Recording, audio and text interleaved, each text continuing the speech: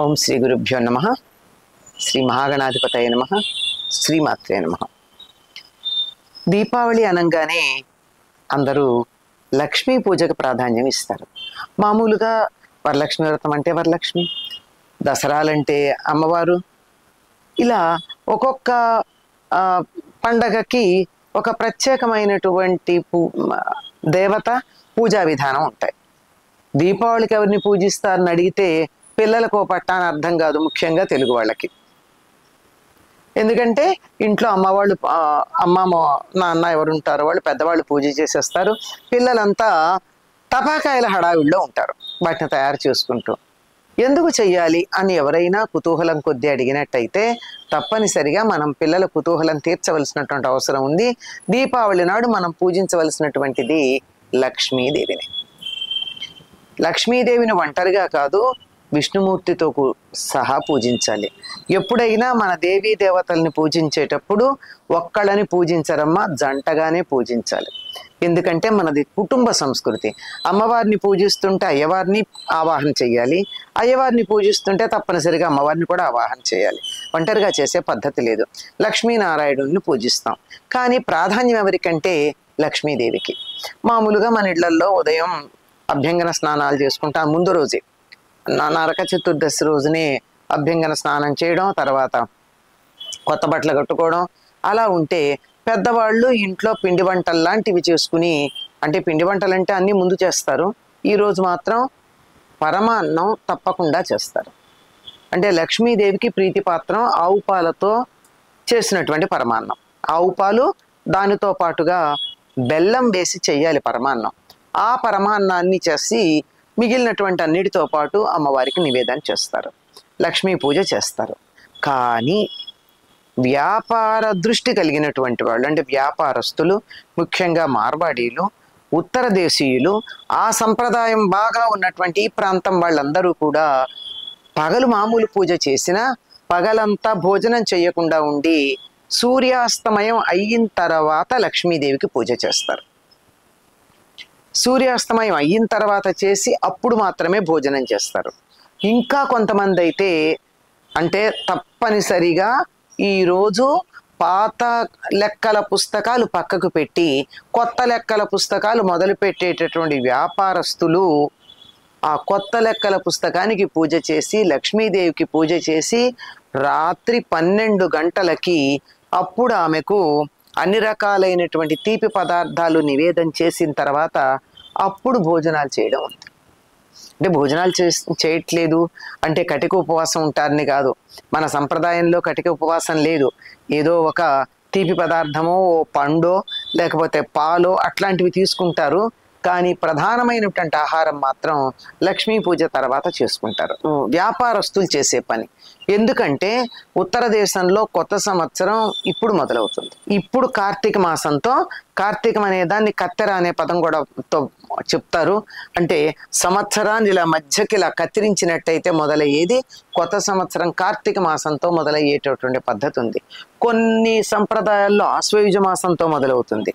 ఈ కార్తీక మాసంతో మొదలయ్యేటటువంటి ఈ కొత్త సంవత్సరం దీపావళితో అమావాస్య పూర్తయిపోయి వెంటనే అర్ధరాత్రి అవ్వగానే కార్తీక మాసం మొదలవుతోంది గనక అప్పుడు కొత్త పుస్తకాలు మొదలుపెట్టి వ్యాపారం చక్కగా సాగాలి, ధనలాభం ఉండాలి అని చెప్పి లక్ష్మీదేవికి పూజ చేస్తారు.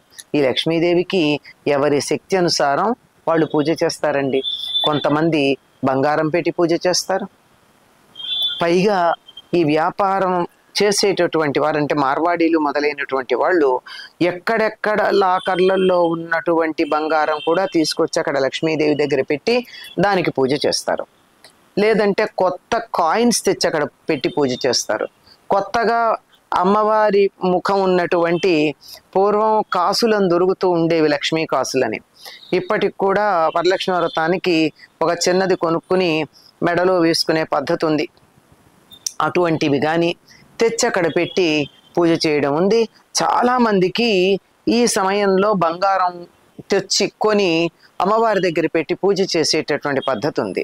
ఇలా ఏర్పాట్లు ఇన్ని రకాలుగా ఉన్నా దీపాలు మాత్రం సూర్యాస్తమయం అవుతూ ఉండగానే దీపాలు పెడతారు. తప్పనిసరిగా అప్పుడే పెట్టాలి. అప్పటి నుంచి పూజ మొదలైనట్టే. కానీ చిట్ట చివరి పూజ చివరి మాత్రం అర్ధరాత్రి దాకా ఉంటుంది. సంధ్యా సమయంలోనే సంధ్యాదీపంతోనే దీపావళి నాటి పూజ మొదలవుతుంది. ఆ సంధ్యా సమయంలో పెట్టేటటువంటి దీపం మనం ఎప్పుడు పెట్టుకునేటటువంటి దేవుడి దగ్గర పెట్టడంతో పాటుగా తులసి దగ్గర పెట్టాలి. పూజ తులసి కోట దగ్గర కూర్చుని చెయ్యాలి. తులసి కోట దగ్గర ఆ లక్ష్మీదేవికి పూజ చేయాలి. పగలేమో మనం దేవుడు ఎక్కడ ఉంటాడో అక్కడ చేసుకుంటాం. సాయంకాలం కూడా తప్పనిసరిగా అందరూ ఇళ్లలో దీపం పెడతారు. దేవుడికి పొద్దున్న చేసినంత విస్తారంగా కాకపోయినా కొంచెంగా పూజ చేస్తారు. ఆ పూజ అయిపోయిన తర్వాత తులసి దగ్గర దీపం పెట్టి లక్ష్మీ పూజ చేసి అప్పుడు ఆ దీపాలన్నింటినీ ఇల్లంతా కూడా అన్ని వైపులా, ఇంటికి ఎన్ని వైపులు ఉన్నాయో అన్ని వైపులు, 4 వైపులా ఖాళీ ఉంటే 4 వైపులా దీపాలు పెడతారు. ఎన్ని వైపులా, ఇప్పుడు మనకి అపార్ట్మెంట్ కల్చర్ వచ్చింది కనుక ఎక్కడ కనపడితే అక్కడ, ఏ బాల్కనీ ఉంటే బాల్కనీ వైపు, లేదంటే ముందుగా ఉండేటటువంటి సింహద్వారం ఎక్కడుంటే అక్కడ, అవన్నీ కూడా దీపాలు పెట్టడం మనకి సంప్రదాయంగా ఉంది. ఎందుకంటే లక్ష్మీదేవి వస్తుందట. ఎందుకు దీపాలు పెడతాం మనం అంటే, లక్ష్మి తాను ఉంటానని చెప్పినటువంటి ప్రదేశాల్లో ఆవు నేతితో పెట్టినటువంటి దీపాల్లో ఉంటానంది. ఓహో, తనను ఆవాహన చేస్తున్నారు, రమ్మని పిలుస్తున్నారు, దీపం పెట్టారు అని చెప్పి లక్ష్మీదేవి ఇంటికి వస్తుంది. అందుకని ఆ లక్ష్మీదేవికి తమ ఇల్లు ఉందని గుర్తు చూపించడానికి దీపాలు పెట్టి ఆ దీపాలు అర్ధరాత్రి దాకా వెలిగేటట్టుగా పెట్టుకుంటారు. ఇంటి చుట్టూ ఉన్నటువంటి దీపాలు వెలిగినా వెలగకపోయినా కనీసం దేవుడి దగ్గర పెట్టినటువంటి దీపం, గుమ్మాలు సింహద్వారం దగ్గర పెట్టినటువంటి దీపాలు మాత్రం తప్పనిసరిగా అర్ధరాత్రి దాకా వెలిగేటట్టుగా పెట్టుకుని అమ్మవారికి అప్పుడు పూజ చేస్తారు. చేసి లక్ష్మీదేవికి పూజ క్లుప్తంగా చేసేవాళ్ళు క్లుప్తంగా చేస్తారు, విస్తారంగా చేసేవాళ్ళు విస్తారంగా చేస్తారు. కనీసం షోడశోపచార పూజ చేస్తారు. 16 ఉపచారాలతో అమ్మవారికి అష్టోత్తరం అన్నా చదివి పూజ చేయడం పూర్తవుతుంది. ఇది అయ్యాక ఇంకొక కార్యక్రమం చేస్తారండి. అలక్ష్మీ నిస్సరణము అని ఒక కార్యక్రమం చేస్తారు. లక్ష్మీదేవి మన ఇంటికి వచ్చింది. లక్ష్మీదేవి వస్తే ఆవిడ కౌంటర్ పార్ట్ ఉంటుంది. ఎవరు? ఆవిడ కన్నా ముందు పుట్టినటువంటి ఆవిడ అక్కగారు, జ్యేష్ఠాదేవి అంటారు. ఆ జ్యేష్ఠాదేవిని పంపించేస్తారు. ఇది ఎలా చేస్తారంటే, చాటని కొట్టి ఆవిడని పంపిస్తారు.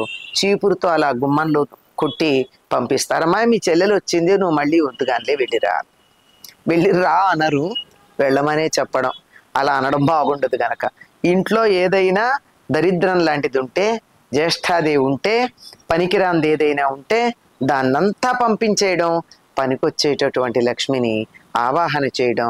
ఇది రాత్రి 12 గంటల తర్వాత మాత్రమే అలక్ష్మీ నిస్సరణం జరుగుతుంది కనుక దానికోసం అని చెప్పి అప్పటిదాకా ఉండి తప్పనిసరిగా దీపాలు వెలిగించి ఉంచి పూజ చేసేటటువంటి పద్ధతి మనకి కనపడుతూ ఉంటుందండి. కనుక లక్ష్మీదేవిని ఆవాహన చేసుకుని ఆ లక్ష్మిని పంపించే కార్యక్రమం చేద్దాం. ఇవాళ్లే ఎందుకు చేస్తాం, సూర్యాస్తమయం తర్వాత ఎందుకు చేస్తామంటే, ఈరోజే ఆవిడ ఆవిర్భవించింది. ఆవిర్భవించిన తర్వాత విష్ణువుని వివాహం చేసుకుంది, వరించి తన వాహనమైనటువంటి గుడ్లగూబ మీద విహారానికి బయలుదేరింది.